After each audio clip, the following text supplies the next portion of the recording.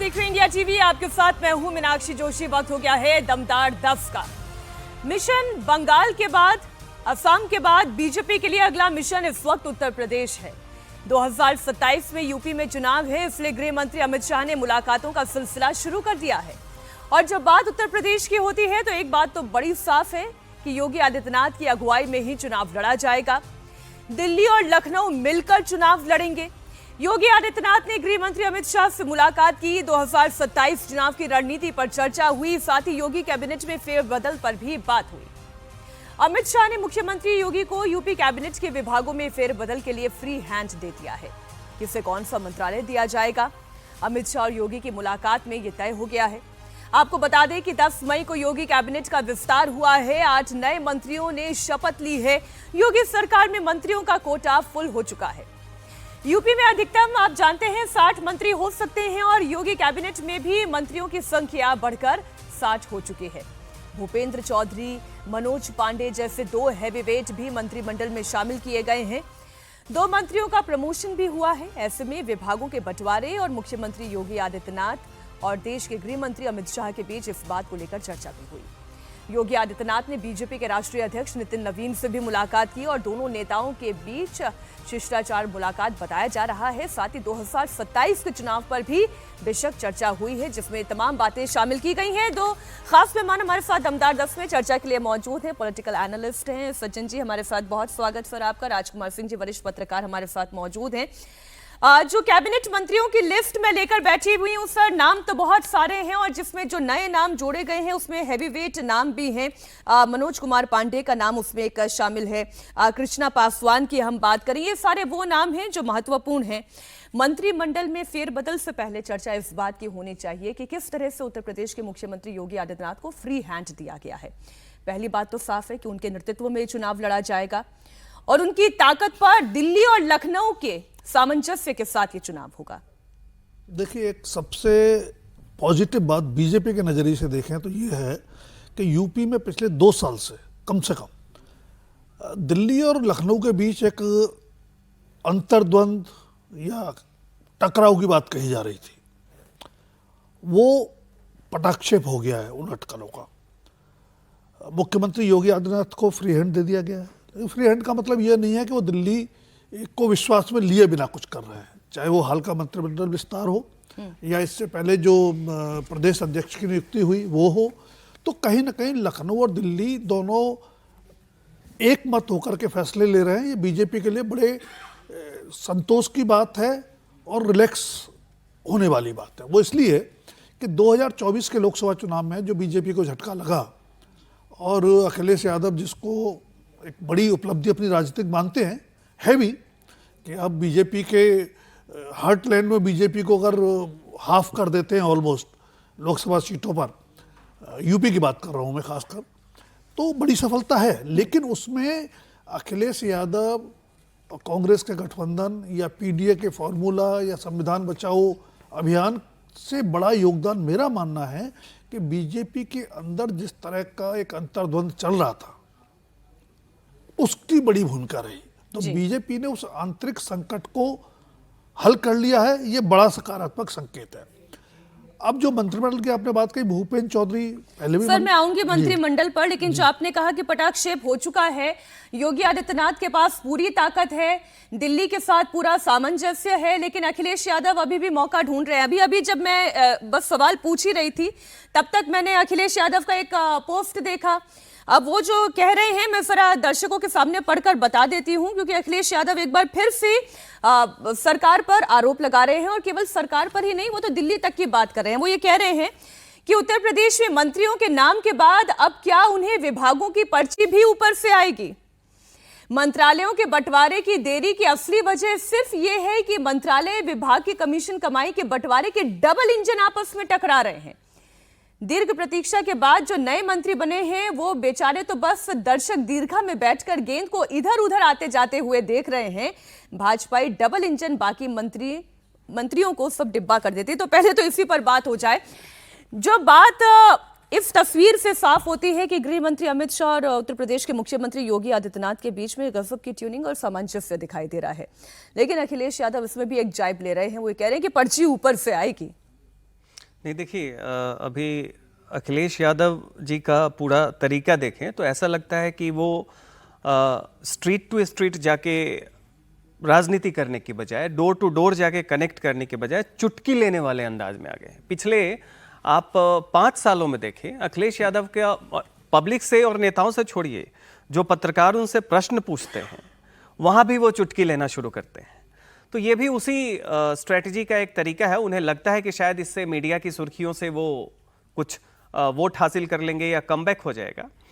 जहां तक इस संदर्भ का बात है उनके ट्वीट का, आप देखिए कम से कम किसी और मुख्यमंत्री के बारे में आप कहें कि केंद्र का वहां ज़्यादा प्रभाव है, कम है, उत्तर प्रदेश के संदर्भ में और योगी आदित्यनाथ के संदर्भ में ये कहना कि ये सरकार केंद्र से संचालित हो रही है, ये उसके निर्देश से चल रही है, ये बिल्कुल ही गलत है। क्योंकि लोगों का जो अभी राजकुमार सिंह सर जी ने कहा भी कि 3-4 साल से जो अंतर्द्वंद है वो कहानी है। ऐसे में ये बिल्कुल ही सच्चाई से विमुख है।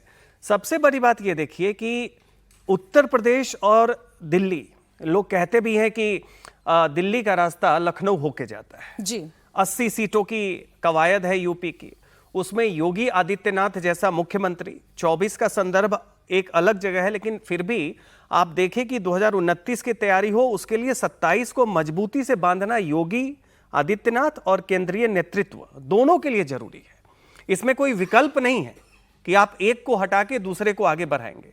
तो तमाम मतभेद हो, जो कुछ भी हो, इतनी बड़ी हेजेमोनिक पार्टी है तो होना स्वाभाविक है, और स्ट्रॉन्ग पर्सनैलिटीज होते हैं तो डिफरेंसेस तो होते रहे हैं। लेकिन हाल के महीनों में आप देखिए जिस तरीके से मुलाकातें रही है और बीजेपी ने जिस तरीके से असम में और बंगाल में जीत दर्ज की है, तो इतना तो समझ में आ ही रहा है कि जो गृह मंत्री अमित शाह और उत्तर प्रदेश के मुख्यमंत्री योगी आदित्यनाथ के बीच में तारतम्य है वो पहले से बहुत बहुत बहुत बेहतर है, और योगी आदित्यनाथ के नेतृत्व में ही चुनाव लड़ा जाएगा। और जो अखिलेश यादव करने की कोशिश कर रहे हैं, वो जो आपने कहा एक चुटकी लेने की कोशिश कर रहे हैं। मैं मंत्रिमंडल पर आ जाती हूँ।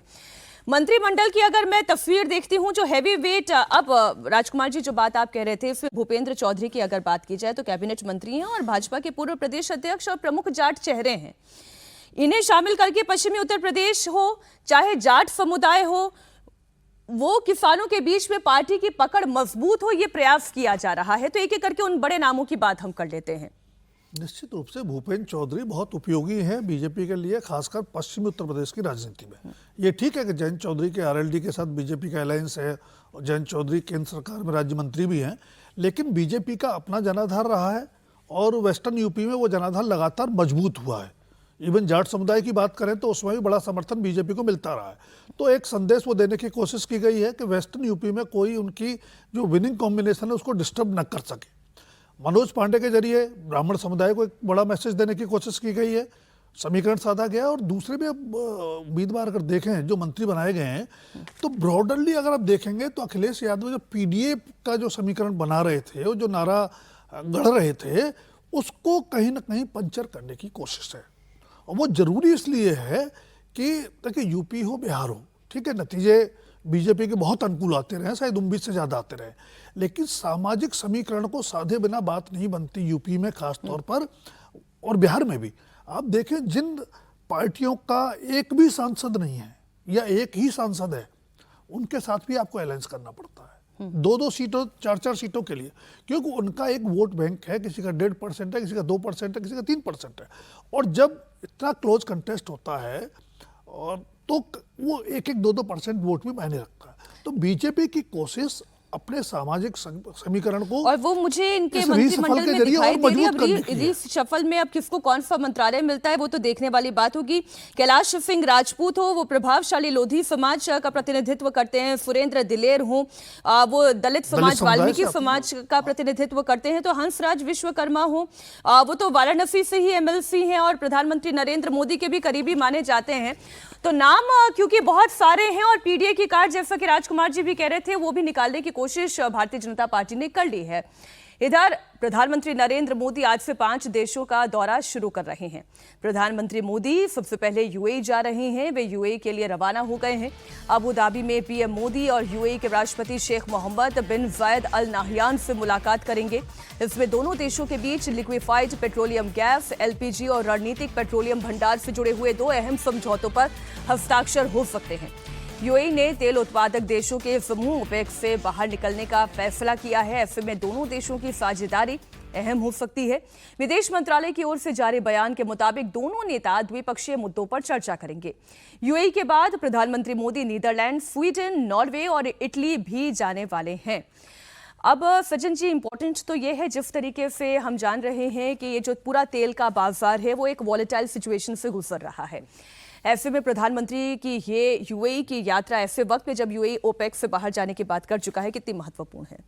देखिए, बहुत महत्वपूर्ण है। और इस संदर्भ में भी देखिए कि प्रधानमंत्री ने 13 तारीख को जो अपील की ऑस्टेरिटी मेजर्स की, वो दिखाता है कि जो अभी वैश्विक संकट है, अमेरिका के राष्ट्रपति हैं और उनकी जो नीति है और ईरान के साथ लड़ाई के कारण पूरी की पूरी सप्लाई चेन जिस तरीके से डिसरप्ट हुई है, उसमें आप देखें कि ऑलरेडी हमारे पास ये संकट ये है कि जो पेट्रोलियम कंपनियां हैं उनकी प्रोक्योरमेंट प्राइस जो है वो काफ़ी बढ़ गई है, क्योंकि पर बैरल क्रूड ऑयल देखें तो 100 से $125 के करीब जा रहा है, जबकि पिछले कई साल से प्राइसेस आपकी फिक्स्ड हैं। तो जब आप जो बेच रहे हैं उसमें बढ़ोतरी नहीं है और प्रोक्योरमेंट आपका खरीदने का दाम बढ़ गया है, तो ये कंपनियां ऑलरेडी घाटे में चल रही थी। ऐसे में आपको दो चीज़ों की ज़रूरत थी, एक जो अभी प्राइस बढ़ा, और दूसरा ये कि आप अपने एनर्जी सिक्योरिटी को और सप्लाई चेन को सिक्योर करें। तो इस लिहाज से देखिए कि देश के विश्व के अलग अलग हिस्सों में कोशिश हो रही है कि किसी तरीके से इस संकट से निकला जा सके। इसका रास्ता ब्रिक्स का सम्मेलन यहाँ पे हो रहा है, वहाँ पे चाइना में भी अमेरिका के राष्ट्रपति और चीन के राष्ट्रपति इस समस्या पे कर रहे हैं। प्रधानमंत्री भी इसी श्रृंखला में जो गल्फ कंट्रीज और मिडिल ईस्ट में अपना दौरा है, वो निश्चित तौर पे भारत का पेट्रोलियम का सप्लाई जो है, सप्लाई चेन, वो सिक्योर रहे और हम इस संकट से जूझ सके और निकल सके, उसकी तरफ ये काफ़ी जरूरी है। इसलिए भी जरूरी है क्योंकि पेट्रोलियम की आवश्यकता केवल पेट्रोलियम के लिए नहीं है, वो बाकी भी आपके औद्योगिक घरानों को, आपके आर्थिक ढांचों को, उसको प्रभावित करती है। ऐसे समय में अर्थव्यवस्था के लिए एक वैश्विक संकट है जिसका भारत पे भी असर पड़ सकता है, और उसके लिए प्रधानमंत्री निश्चित तौर पे पूरी कोशिश कर रहे हैं। और यह यात्रा उसी चरण का एक हिस्सा है। जो दाम बढ़े हैं वो भी उसी चरण का हिस्सा है, क्योंकि एक समय के बाद आपको जो कंपनियां घाटे में हैं उनको भी ध्यान में रखना पड़ेगा। ये लॉन्ग टर्म चल नहीं सकता है। रूस को लेकर भी एक खबर है सज्जन जी। रूस ने वादा किया है कि वो भारत की एनर्जी सप्लाई को रुकने नहीं देगा। दिल्ली में ब्रिक्स सम्मेलन के दौरान रूस के विदेश मंत्री सर्गेई लावरोव ने कहा कि रूस ये सुनिश्चित करेगा कि भारत के ऊर्जा हित पूरी तरह सुरक्षित रहे। उन्होंने कहा कि मैं गारंटी दे सकता हूं कि रूसी ऊर्जा सप्लाई से जुड़े भारत के हित प्रभावित नहीं होंगे। रूस हर संभव कोशिश ये करेगा कि कोई भी गलत कंपटीशन भारत और रूस के समझौतों को नुकसान ना पहुंचाए। ये तो हाल के दिनों में हमने देखा है कि भारत और रूस की जो ये जोड़ी है वो कितनी मजबूत है। राजकुमार जी, जब अमेरिका दबाव डाल रहा था तब भी भारत ने रूस के साथ व्यापार करना नहीं छोड़ा, और आज भी भारत की एनर्जी अगर कहीं से ये आपूर्ति हो सकती है तो वो रूस एक महत्वपूर्ण भागीदार बन सकता है। देखिए, अगर कूटनीतिक रिश्तों की बात करें तो भारत और रूस की जो दोस्ती है वो कई बार उसकी परीक्षा हो चुकी है और हर बार खरी उतरी है। मतलब रूस से बेहतर दोस्त हमारे लिए अंतर्राष्ट्रीय समुदाय में दूसरा नहीं है, और भारत से बेहतर भरोसेमंद दोस्त रूस के लिए भी नहीं है। समस्या क्या है कि जिस तरह से ट्रंप का दबाव बढ़ रहा है अंतर्राष्ट्रीय रिश्तों में, हमने देखा कि भारत पर लगातार दबाव बनाया गया कि रूस से आप जो तेल की आपूर्ति जो आपको सस्ते रेट पे मिलता है और आपको रुपए में भुगतान की भी सुविधा रहती है, वो धीरे धीरे आप कम करते जाएं। युद्ध के चलते वो 1 महीने का समय बढ़ाने की बात आई, फिर 1 महीना बढ़ाया गया, और वो जो अवधि है वो 16 मई को अभी ख़त्म होने वाली है। तो रूस ने अपना काम कर दिया कि हम उसके लिए प्रतिबद्ध हैं कि भारत की ऊर्जा जरूरतों को पूरा करें और उसको कोई समस्या नहीं आनी चाहिए सप्लाई चेन में। लेकिन क्या अमेरिकी दबाव को दरकिनार करते हुए हम उस तेल आयात को जारी रखेंगे जो पिछले दिनों में 23 बैरल पर डे तक पहुंच गया है, जो बीच में बहुत कम हो गया था रूस के तथाकथित अमेरिका के दबाव को लेकर? तथाकथित में इसलिए कह रहा हूं, मार्च 2026 का एक आंकड़ा है, वो मैं बता देती हूँ। मार्च 2026 का आंकड़ा ये है कि हमने 2.25 मिलियन बैरल तेल प्रतिदिन खरीदा है, जी। ये जो कि कम से कम 50% जो भारतीय तेल की जितनी हम बाहर से आयात कर रहे हैं उसका 50% हिस्सा हमारा रूस से आयात होकर आ रहा है। और वहीं अगर अप्रैल 2026 की बात करें, ये 15% तक गिरा जरूर है, 35% तक जरूर आया है, लेकिन अभी भी रूस सबसे बड़ा साझेदार है हमारा। बिल्कुल है, वो बने रहने को तैयार है, लेकिन समस्या ये है कि अमेरिका के साथ हमारे रिश्तों का जो संतुलन है वो ट्रंप के रवैये पर निर्भर करता है, और ट्रंप का रवैया, माफ करें शब्द इस्तेमाल करने के लिए, तानाशाहीपूर्ण ज्यादा है। तो हमारी ऊर्जा जरूरतों का संकट यह है कि ईरान से हमारी जो आपूर्ति हो रही थी, हम आयात कर रहे थे, वो प्रभावित हुआ। रूस से हम जो कर रहे थे उस पर अमेरिका अड़ंगे लगाता रहता है। तो हमारे लिए थोड़ा मुश्किल वक्त है, इसलिए प्रधानमंत्री को, और हमने देखा भी, हमने कई आपूर्ति सोर्स नहीं तैयार किए। पहले हम बहुत कम जगह से आयात कर रहे थे, कई जगह से और कर रहे हैं, लेकिन जो ऊर्जा संकट है, भैया सज्जन भी कह रहे थे कि उसका असर भारत पर, भारत की अर्थव्यवस्था पर पड़ सकता है, पड़ नहीं सकता है, पड़ रहा है। हमने उसका एहसास जनता को अब होने दिया है। मैं इसमें सज्जन जी आपको भी शामिल कर लूं। जो फाइनेंशियल ईयर 2026 का ही डेटा है वो ये बता रहा है कि भारत ने रूस से करीब 3.7 लाख करोड़ का तेल खरीदा है, और ये तेल सऊदी, इराक, यूएई तीनों को जोड़ दे तो उसके मुकाबले ज्यादा है। ज़्यादा भी है और कॉम्पिटिटिव प्राइसिंग भी है। ये भी ध्यान रखिए कि रूस के साथ जो आपका सौदा है वो अन्य जो स्रोत हैं आपके पास उसके मुकाबले ज़्यादा कॉम्पिटिटिव है। कहने का मतलब है कि आपको थोड़ा सस्ते प्राइस पे मिलता है।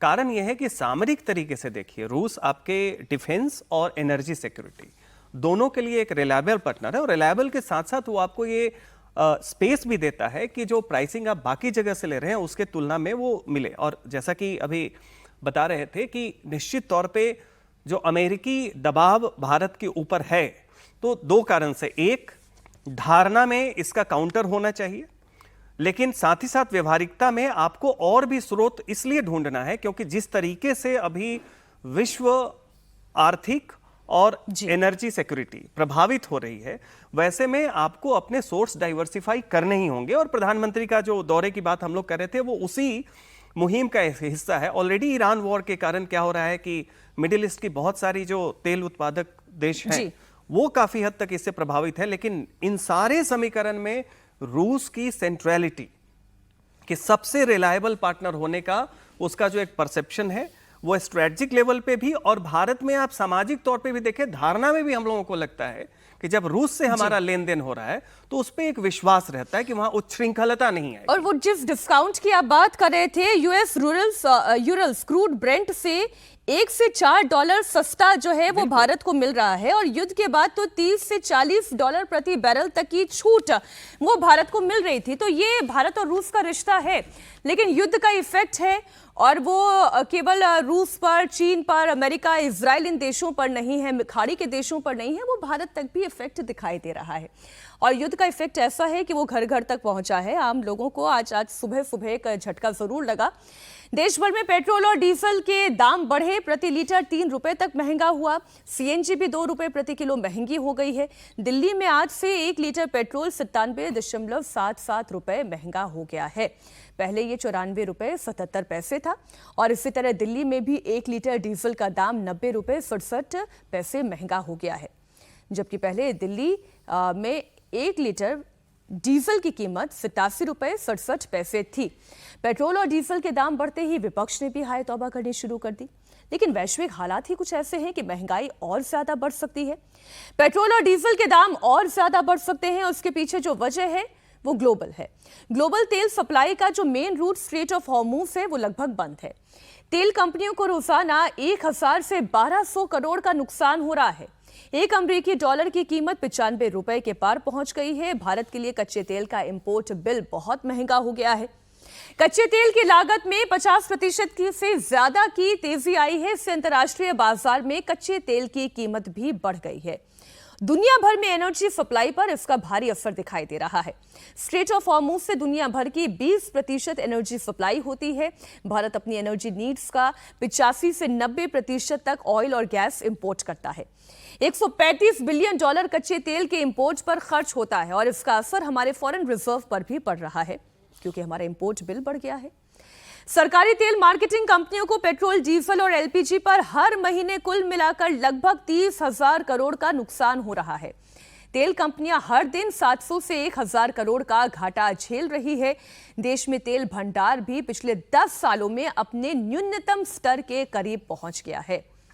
एक डेटा और आपके सामने रख दूं, पेट्रोल और डीजल के दाम बढ़ने पर कांग्रेस तो मोदी सरकार पर तंज कस रही है। कांग्रेस सोशल मीडिया पर पोस्ट भी कर रही है कि महंगाई मैन मोदी ने फिर से जनता पर हंटर चलाया। पेट्रोल और डीजल के दाम 3-3 रुपए बढ़ा दिए, सीएनजी के दाम भी 2 रुपए बढ़ा दिए। चुनाव खत्म होती मोदी की वसूली शुरू हो गई है।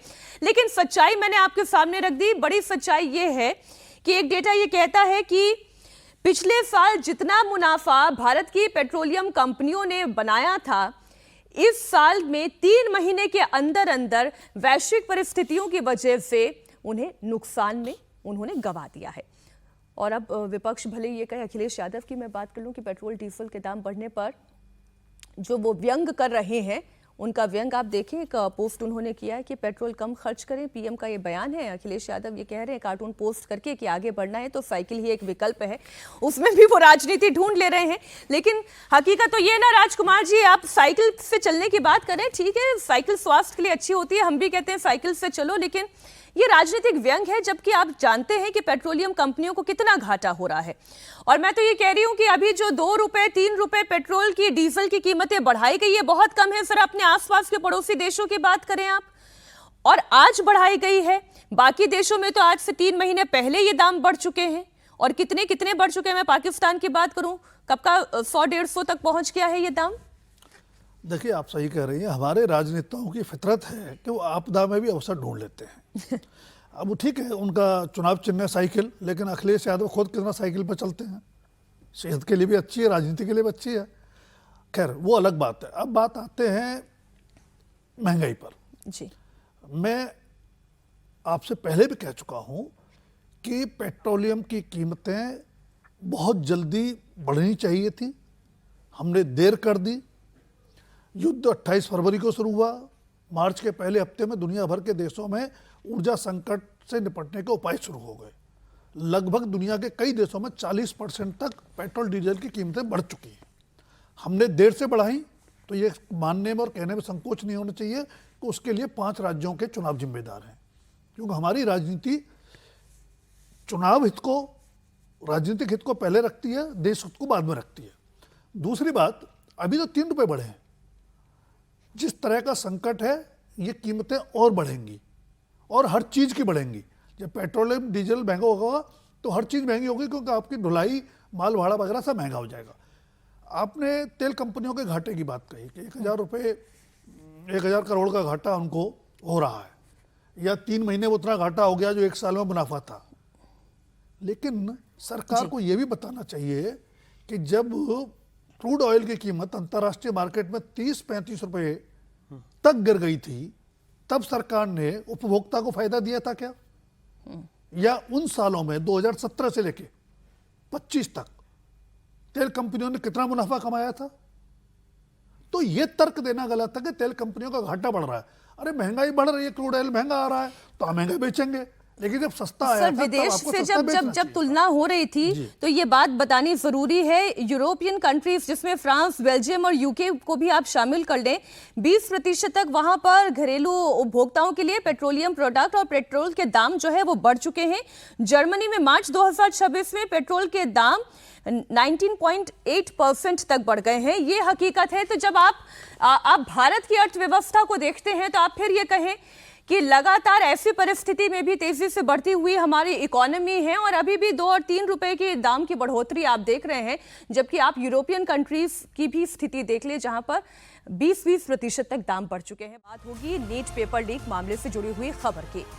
बड़ी खबर आपको दे दी, नीट पर थोड़ी देर में शिक्षा मंत्री धर्मेंद्र प्रधान प्रेस कॉन्फ्रेंस करने जा रहे हैं। नीट परीक्षा की नई तारीख भी घोषित कर दी गई है। 21 जून को नीट की दोबारा परीक्षा कराई जाएगी। धर्मेंद्र प्रधान के घर पर हुई इस बैठक के बाद यह फैसला लिया गया है। आपको बता दें, 3 मई को पेपर लीक के चलते परीक्षा रद्द कर दी गई थी।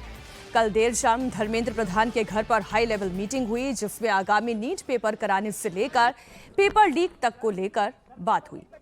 इस मीटिंग का मुख्य मकसद यही था कि रद्द हुई परीक्षा को अब एक नए सिरे से कराया जाए, और ये कैसे हो सकता है ताकि कि कोई गड़बड़ी ना हो।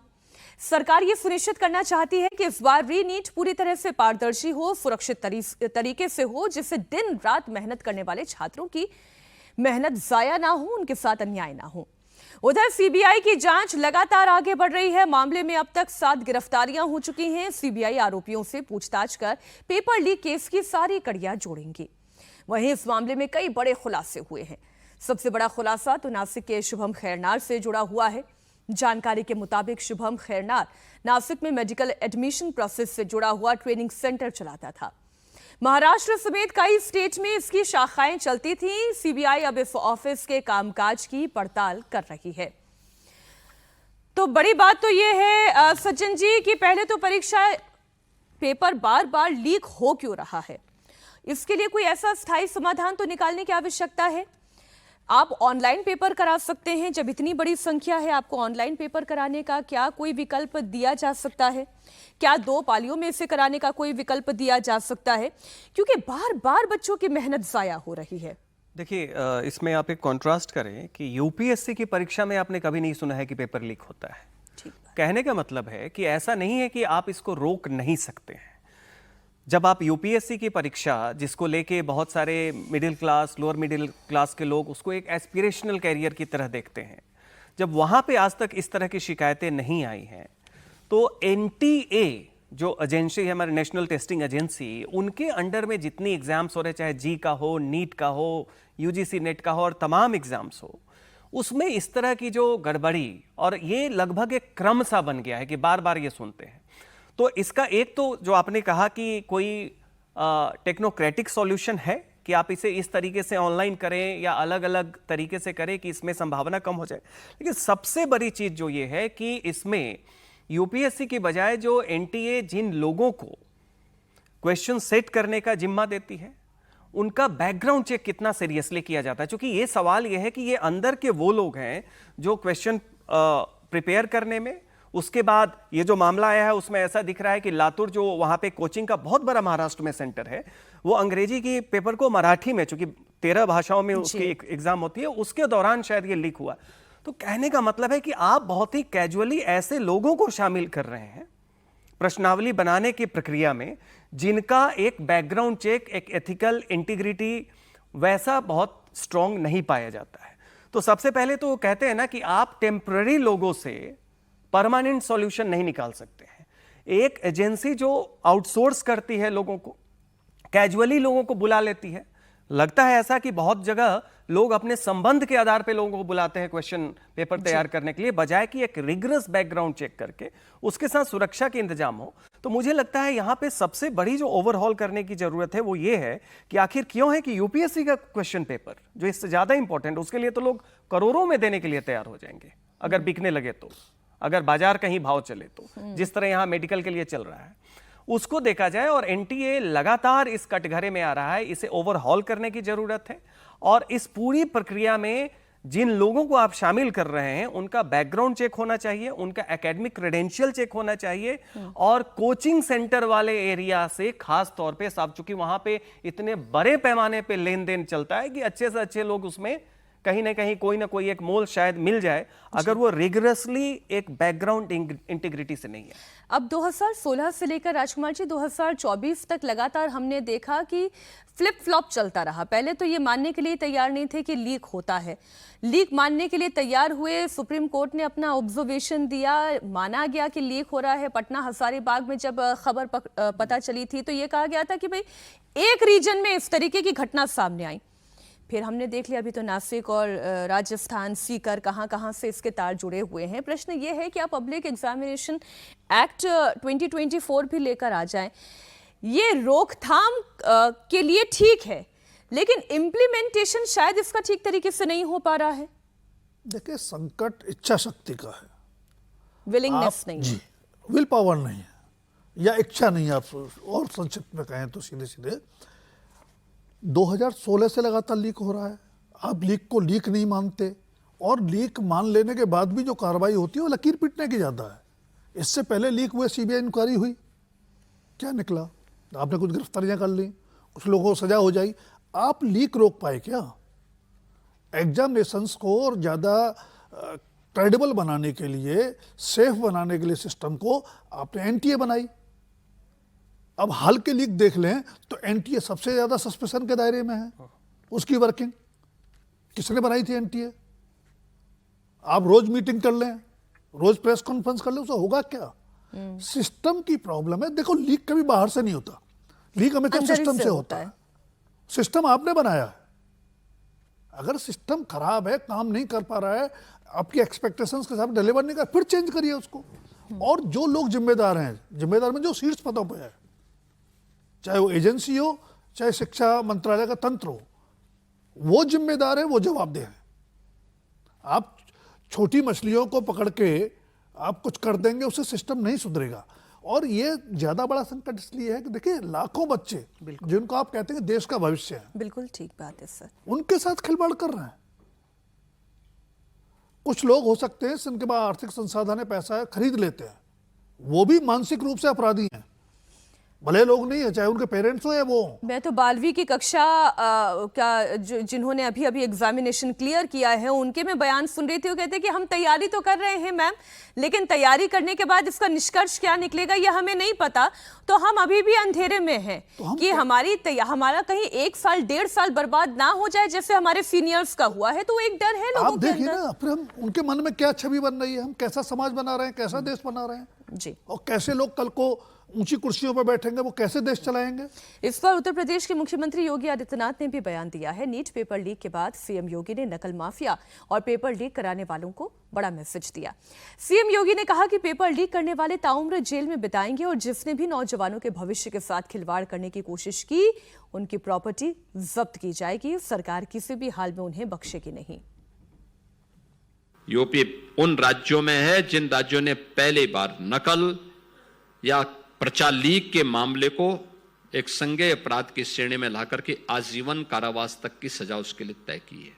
नौजवान के भविष्य के साथ जो खिलवाड़ करेगा, उसकी प्रॉपर्टी जब्त करेंगे और उसको आजीवन कारावास तक की सजा उपलब्ध दिलाने के लिए सरकार पूरी मजबूती के साथ पैरवी करेगी। ये वो कदम है जो लीक हो जाने के बाद उठाए जा सकते हैं एक सरकार के द्वारा। लेकिन लीक ना हो, वो सिस्टम कैसे ठीक होगा, उसे क्लीन कैसे बनाया जाएगा, ये तो शिक्षा मंत्री का काम है, ये उनके शिक्षा मंत्रालय का काम है, ये एनटीए का काम है। लेकिन जिस विलिंगनेस की बात कर रहे हैं कि क्या वो विलिंगनेस दिखाई दे रही है? साल दर साल परीक्षा का पेपर लीक हो जाना, 23 लाख छात्रों के वो चुनिंदा सिर्फ मुजरिम नहीं है, पूरा तंत्र मुजरिम दिखाई दे रहा है। देखिए, आप विजन विकसित भारत 2047 की परिकल्पना और उसके लिए पॉलिसी को आप जोड़ रहे हैं उससे, उसमें युवा शक्ति, डेमोग्राफिक डिविडेंड की आप बात करते हैं। अब यहाँ पे 12वीं के बाद जब एग्जाम में कैरियर की बात होती है, अब वो तो छोड़ दें कि सफल होने के बाद किसकी ट्रांसफर पोस्टिंग में फेवरेटिज्म चलता है। यहाँ तो है कि आपके कैरियर की जो शुरुआत है, वहीं से अगर आपका विश्वास खत्म हो गया, आपकी युवा पीढ़ी का, वैसे भी हम लोग कह रहे हैं कि राजनीति का जेनजीकरण हो रहा है, ये अगर आपसे विमुख हो गया, देखिए ये तो एक राष्ट्र जो एंटी नेशनल, आप जो शब्द यूज करते हैं यहां पे, इस तंत्र को एंटी नेशनल कहना चाहिए। ये लापरवाही जो है, उदासीनता जो राजकुमार जी बोल रहे थे, ये उदासीनता इतनी बड़ी चीज है कि आप एक चुनाव को जीतने के लिए जब पूरा ताकत झोंक देते हैं, हमारे ऐसे ऐसे मंत्री हैं जो चुनावी तरीके से उन्हें कहीं का प्रभारी आप बना दें। देखिए क्या असंभव अपना एक कीर्तिमान करके, तो क्षमता तो आप में है। तो सवाल है, बात वही आ जाती है कि क्षमता आप में है, कैपेबिलिटी है, बस यहां पे क्या है कि वो विल पावर आपको चाहिए कि आप बच्चों के भविष्य से जुड़ी हुई चीजों को हल्के में न ले कि हो गया तो एक कार्रवाई कर, अरे आप घर उसका तोड़ दीजिए, बुलडोजर चला दीजिए, प्रॉपर्टी जब्त कर लीजिए। लेकिन लाखों लोग सोचिए जो गरीब तबके से, लोअर मिडिल क्लास से आते हैं, वो अपने घर से बाहर रह के कोचिंग में तैयारी करते हैं, महीनों तैयारी के बाद जब एग्जाम देते हैं, फिर उसके बाद पता लगा कि क्वेश्चन लीक था, उसके बाद अब फिर जून में ले, फिर से वो तैयारी में जाए। तो एक जो मानसिक प्रताड़ना है, एक विमुखता जो हो रहा है, पूरा एक जनरेशनल क्राइसिस की ओर ये संकट बढ़ सकता है। एक खुलासा हुआ है नीट पेपर लीक कांड को लेकर ही। सीबीआई पूछताछ में यह पता चला है कि यश यादव ने राजस्थान के रहने वाले विकास को 2025 में करीब 30 लाख रुपए में पहले पेपर बेचा। विकास और उसके 4 भाई बहन इसी परीक्षा में सेलेक्ट हुए थे और सभी को सरकारी कॉलेज में एडमिशन भी मिला था। इसी कड़ी में सीबीआई अब दिनेश बिवाल, मांगीलाल और विकास के घर पहुंची, जहां कई अहम दस्तावेज मिले। माना जा रहा है कि जल्द ही सीबीआई इस पर कोई बड़ा खुलासा करेगी। सीबीआई सबसे बड़े 2 नाम यानी दिनेश और मांगीलाल के घर पर 3 घंटे सर्च ऑपरेशन चला रही थी। ये वो घर है दिनेश और मांगीलाल का। यहाँ पे जो कमरे आप देख रहे हैं, यहाँ पर सीबीआई ने तमाम जगहों पर सर्च ऑपरेशन किया। इन कमरों को खंगाला, तमाम दस्तावेज देखे और ये माना जा रहा है कुछ दस्तावेज और मोबाइल यहाँ से सीबीआई अपने पास जब्त करके लेके गई है। 3 घंटे का ये सर्च ऑपरेशन आप समझ सकते हैं कि दिनेश और मांगीलाल के यहाँ पर इस सर्च ऑपरेशन में तमाम बड़े खुलासे हो सकते हैं जो सीबीआई को अहम दस्तावेज मिले हैं। शुरुआती जानकारी जो हमारे पास आई है उसके मुताबिक दिनेश और मांगीलाल का यानी जो पेपर कनेक्शन है, जब सबसे पहले गुड़गांव से उसके पास पेपर आया और उसने सीकर भेजा, उसने 30 लाख रुपए में खरीदा, ये जानकारी है। लेकिन ये पैसे कहां ट्रांसफर किए गए, जो कड़ियां हैं वो जोड़ने का प्रयास किया जा रहा है। फाइनेंशियल ट्रांजेक्शन सबसे ज्यादा सीबीआई अपनी जांच में इसी पर जोर दे रही है कि फाइनेंशियल जो ट्रांजेक्शन हुआ है वो किसके किसके बीच में हुआ है, पैसा किसको ट्रांसफर किया गया है, क्या डायरेक्ट पैसा पुणे में ट्रांसफर किया गया है या फिर उन लोगों को दिया गया है जो पेपर खरीदा था। क्या दिनेश और मांगीलाल की तरफ से ही तमाम बच्चों को पेपर दिया गया और उस एवज में पैसे मांगे गए, पैसे लिए गए, इन तमाम चीज़ों पर अहम जोर दिया गया। और इसीलिए ये जो लॉकर्स हैं, इसमें अलमारी में इनको खंगाला है, तमाम ऊपर जो घर बने हुए हैं वहाँ लोगों से पूछताछ की है, कमरों में सीबीआई ने तलाशी ली है। सीबीआई ने यहाँ पर मांगीलाल और दिनेश की जो पत्नी है उनसे पूछताछ की है। तो 3 से 3.5 घंटे बिताने के बाद सीबीआई के हाथ में कुछ अहम सुराग लगे हैं और ख़ास तौर पर ये फाइनेंशियल ट्रांजैक्शन के सुराग लगे हैं माना जा रहा है। और उसके बाद सीबीआई इन दस्तावेजों को समेटकर अपने साथ दिल्ली लेकर रवाना हो गई है, क्योंकि जो 5 गिरफ्तारियां सीबीआई ने दिखाई है उसमें दिनेश, मांगीलाल और विकास भी मौजूद है। और ये सीबीआई के गिरफ्त में यानी इनसे पूछताछ में कई बड़े खुलासे हो सकते हैं और कई बड़े वो नाम जो इस पेपर लीक माफिया संगठन से लगातार जुड़े रहे हैं उनका भी नाम सामने आ सकता है। आप हमारे सहयोगी मनीष की रिपोर्ट देख रहे थे। अब से थोड़ी ही देर में शिक्षा मंत्री धर्मेंद्र प्रधान प्रेस कॉन्फ्रेंस करने जा रहे हैं। तैयारियां लगभग वहां पर पूरी हो गई हैं। नीट पेपर लीक को लेकर सरकार के मंत्री अपनी तरफ से क्या बातें रखते हैं उस पर हमारी नजर रहेगी। तब तक बात हो जाए बंगाल में। बंगाल में सरकार का गठन हो चुका है और शुभेंदु कैबिनेट में शामिल मंत्रियों के बीच विभागों का बंटवारा भी हो चुका है। बंगाल में अभी मुख्यमंत्री शुभेंदु अधिकारी के अलावा 6 मंत्री हैं, जबकि मैक्सिमम 44 मंत्री बन सकते हैं। ऐसे में शुभेंदु कैबिनेट का विस्तार भी होना है। सवाल यह है कि बंगाल का अगला वित्त मंत्री कौन होगा। शुभेंदु अधिकारी अपने पास कौन कौन से मंत्रालय रखेंगे। बीजेपी किसी अर्थशास्त्री को क्या बंगाल का अगला वित्त मंत्री बनाएगी या नहीं, ये एक बड़ा सवाल है। ये सवाल इसलिए है क्योंकि संजीव सान्याल एक ऐसा चेहरा है जो पश्चिम बंगाल में नए वित्त मंत्री के तौर पर दिखाई दे सकता है। संजीव सान्याल अभी प्रधानमंत्री मोदी के आर्थिक सलाहकार हैं। बताया जा रहा है कि उन्हें नंदीग्राम सीट से उपचुनाव लड़ाया जा सकता है। शुभेंदु अधिकारी ने नंदीग्राम सीट को खाली किया है। बताया यह भी जा रहा है कि नंदीग्राम से चुनाव जीतने के बाद संजीव सान्याल को शुभेंदु कैबिनेट में शामिल किया जाएगा और उन्हें वित्त मंत्रालय की जिम्मेदारी सौंपी जा सकती है। अभी वित्त मंत्रालय मुख्यमंत्री शुभेंदु अधिकारी ने अपने पास रखा है, लेकिन जिस तरीके की आर्थिक व्यवस्था इस वक्त पश्चिम बंगाल की बनी हुई है, उनका बजट घाटे में चल रहा है, बहुत देनदारी उनके ऊपर है और बहुत सा काम पश्चिम बंगाल में अभी होना है। तो सज्जन जी, अगर विकास के ट्रैक पर तेजी से गाड़ी दौड़ानी है तो फिर एक ऐसा व्यक्ति भी चाहिए होगा जो अर्थशास्त्र समझता हो और सिस्टम को भी जानता हो। निश्चित तौर पे। और संजीव सान्याल चूंकि बंगाल से हैं तो एक इमोशनल कनेक्ट भी ज़्यादा रहता है।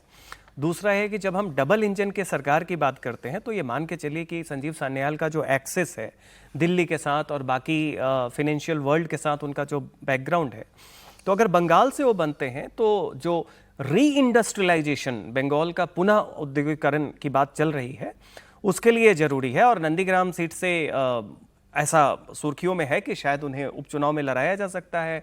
और टीएमसी चुनाव हारने के बाद जब सरकार रहते में 2 बार हारी है, 21 में और 26 में हार गई, तो इस बार मुश्किल ही है कि वो वहाँ पे बहुत ज़्यादा संजीव सान्याल को मुश्किल मिलेगी। लेकिन यहाँ पे एक चीज़ सबसे ज़रूरी ये है कि देखिए संजीव सान्याल पैरामीटर के हिसाब से बिल्कुल फिट बैठते हैं। समस्या ये हो सकती है, घर्षण क्या हो सकता है कि स्ट्रॉन्ग पर्सनैलिटी है, क्योंकि उन्हें prime minister economic advisory council में एक स्पेस मिलता है, एक एकेडमिक्स के तौर पे, एक पब्लिक इंटेलेक्चुअल के तौर पे वो जाने जाते हैं। बट शुभेंदु अधिकारी भी एक स्ट्रॉन्ग पर्सनैलिटी है।